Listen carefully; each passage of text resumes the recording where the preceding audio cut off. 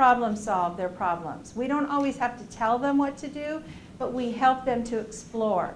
What can you do to finish this? What can you do to change this grade in the future? What can you do to understand this in the future? What could I do to get through statistics?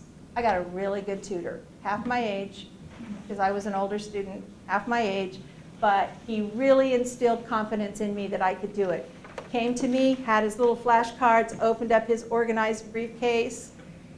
I'm not organized. And he says, you can do this. I've had this instructor before. You can do this. I'm going to help you get through this. And it was like he instilled hope in me. And he hung in there with me. And every time I began to doubt my ability to understand statistics, he encouraged me and helped me remember the things that I just did last week in my tutoring session that were correct and that I remembered so that I could hang on to that and believe in myself a little bit more. We want to be aware of triggers that may spark a reaction in a student. And we talked a little bit about some triggers earlier. Can you think of any other things that might happen in a student environment, in your environment, that may trigger a reaction, a stress reaction in a student?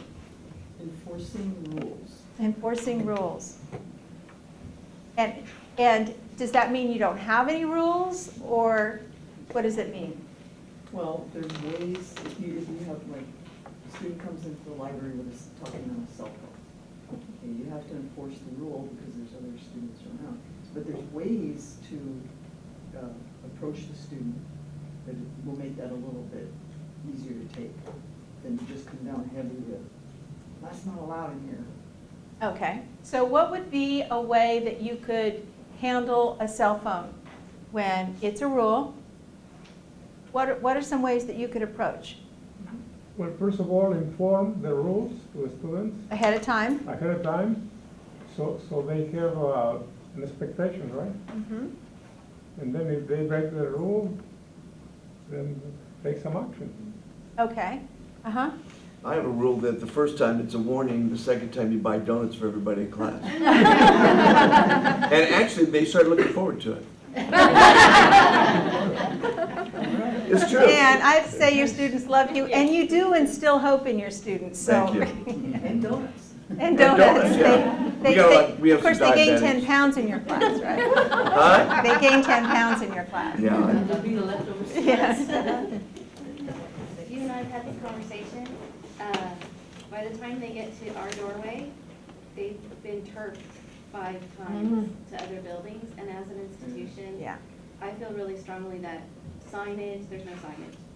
There's so much construction, and we're not doing what we can to, they have to get to the bus. They don't have time to go to 5 different offices to find the transfer center. And we're not doing a good enough job that's needless for them to have to, by the time they get to us, they're frustrated, and people are like, well, I don't know where it is, and then they get to us.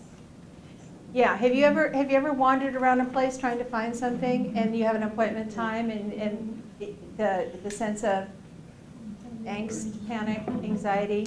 Yeah. Sweat. Yeah. Yeah. And so, you know, that right there, by the time they get to that place, their stress level is really high. Yeah. Anything else that you can think of? I know it might sound silly, but I work in admissions and records. I've been there for 9 years. I always try to approach students with a